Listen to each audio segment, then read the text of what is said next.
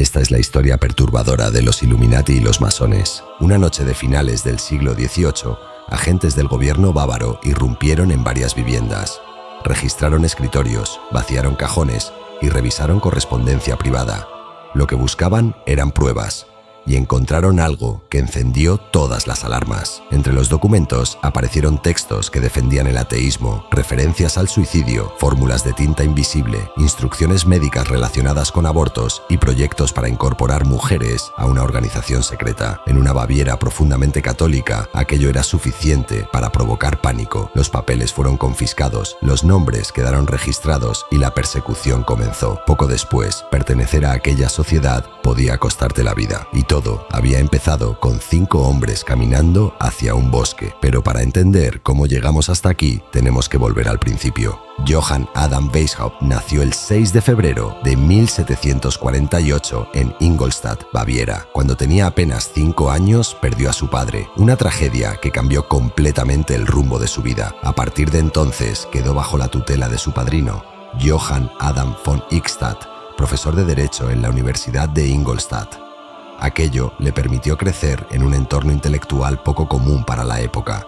Estudió en un colegio jesuita, recibió una sólida formación académica y acabó convirtiéndose en profesor de Derecho. Sin embargo, mientras avanzaba en su carrera, también desarrollaba una visión cada vez más crítica del mundo que lo rodeaba.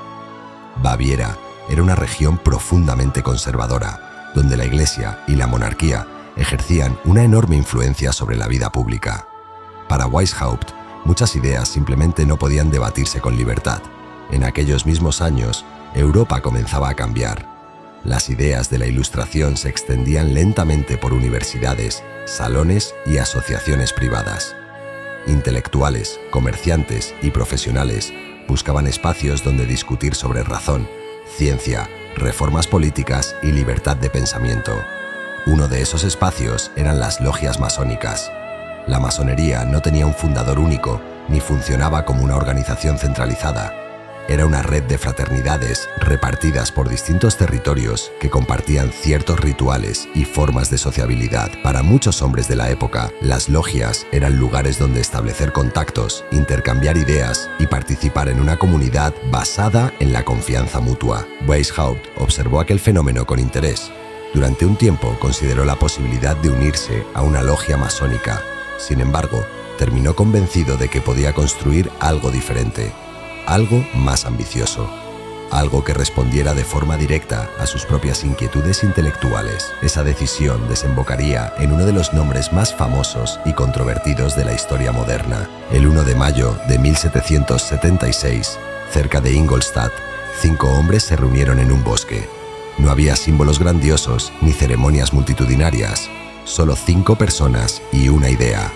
Allí nació la organización conocida como los Illuminati. Weishaupt adoptó el nombre simbólico de Spartacus, inspirado en el esclavo rebelde que desafió a Roma. La nueva sociedad pretendía promover aquello que sus miembros consideraban pensamiento racional y combatir lo que veían como superstición, ignorancia y formas de autoridad que limitaban la libertad intelectual. Al principio, la estructura era sencilla, con 3 niveles básicos de iniciación: novices, minervals e illuminated minervals. Pero aquello era solo el comienzo.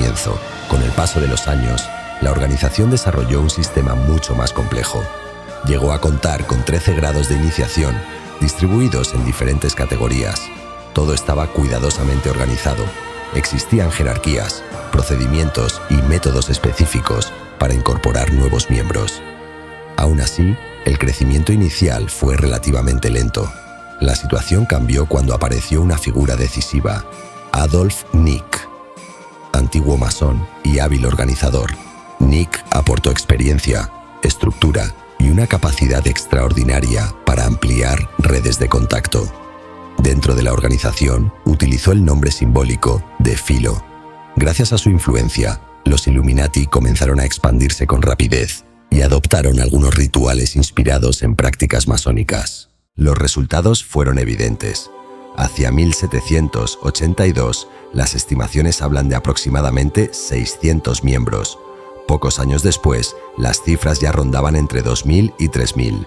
No existe un registro exacto, por lo que esos números siguen siendo aproximados, Pero incluso las estimaciones más conservadoras muestran un crecimiento notable. Lo que había comenzado con 5 hombres en un bosque se había convertido en una red extensa que despertaba cada vez más atención.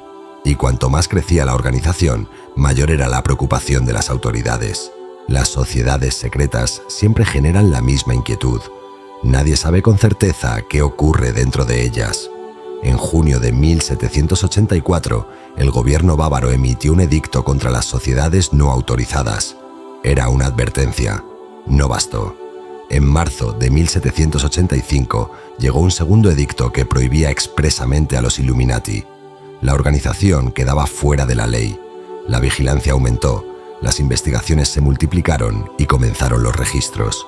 Fue entonces cuando las autoridades encontraron los documentos que alimentarían la polémica durante siglos. Entre los papeles confiscados aparecieron defensas del ateísmo, reflexiones sobre el suicidio, referencias al uso de tinta invisible, proyectos para una rama femenina de la organización e instrucciones médicas relacionadas con abortos. Aquellos hallazgos chocaban frontalmente con los valores dominantes de la Baviera de la época. La noticia se extendió rápidamente y la imagen pública de los Illuminati empezó a deteriorarse. Sin embargo, la situación pronto abandonó el terreno de los hechos comprobados para entrar en el de las acusaciones y los rumores. Comenzaron a circular denuncias según las cuales los Illuminati planeaban envenenar enemigos, conspiraban contra Baviera o trabajaban para intereses extranjeros. El problema es que esas afirmaciones procedían de polémicas y acusaciones de la época, no de pruebas documentales sólidas. Pero una vez que una organización secreta se convierte en objeto de sospecha, la imaginación suele avanzar mucho más rápido que los hechos. Los rumores crecieron, las historias se multiplicaron y la realidad comenzó a mezclarse con la leyenda. La masonería tampoco escapó a ese clima de desconfianza. Sin embargo, las fuentes históricas muestran una diferencia importante. Mientras los Illuminati fueron perseguidos a partir de documentos concretos encontrados durante las investigaciones, la masonería aparece principalmente rodeada por sospechas, campañas antimasonas y panfletos acusatorios. Para unos era una fraternidad respetable asociada a la sociabilidad y al intercambio de ideas. Para otros, una amenaza invisible. Ambas visiones coexistieron durante décadas. El golpe definitivo llegó en agosto de 1787. Un tercer edicto confirmó la prohibición de los Illuminati e impuso la pena de muerte por pertenencia. La represión fue devastadora. Weishaupt perdió su cátedra universitaria, fue desterrado y la organización quedó desarticulada. Los Illuminati bávaros desaparecieron como estructura operativa. Parecía el final de la historia. Pero fue precisamente entonces cuando comenzó la leyenda. Durante las décadas siguientes, el nombre Illuminati empezó a crecer hasta hacerse mucho más grande que la organización real. Algunos intentaron relacionarlos con la Revolución Francesa. Otros los vincularon a conspiraciones internacionales y planes de dominación global. Sin embargo, las fuentes históricas disponibles no sostienen esas teorías. La conexión directa entre los Illuminati y el control de la Revolución Francesa sigue siendo un territorio dominado por la especulación. Mientras tanto, la masonería continuó existiendo. Las logias siguieron activas en numerosos países y aparecen vinculadas en estas fuentes a la Ilustración, las reformas liberales y diversas redes republicanas. Pero la sospecha nunca desapareció del todo. Las campañas antimasonas continuaron alimentando una imagen de misterio que todavía hoy persiste. Johann Adam Weishaupt murió el 18 de noviembre de 1830 en Gotha. Tenía 82 años.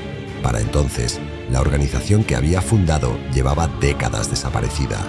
Sin embargo, su nombre había escapado de cualquier control, y quizá ese sea el dato más inquietante de toda esta historia. No los documentos confiscados, no los edictos, no las acusaciones, sino el hecho de que una sociedad relativamente pequeña, nacida en un bosque cerca de Ingolstadt y destruida pocos años después por el Estado bávaro, terminó convirtiéndose en uno de los mayores mitos de la historia moderna. Más de 2 siglos después, la palabra Illuminati sigue despertando imágenes de poder oculto, conspiraciones y secretos imposibles de verificar, pero la realidad documentada comienza de una forma mucho más simple. 5 hombres, un bosque, una noche y una historia que nunca dejó de crecer. Si te ha gustado, no olvides seguirnos para más casos como este. Esto es Archivo Descalificado.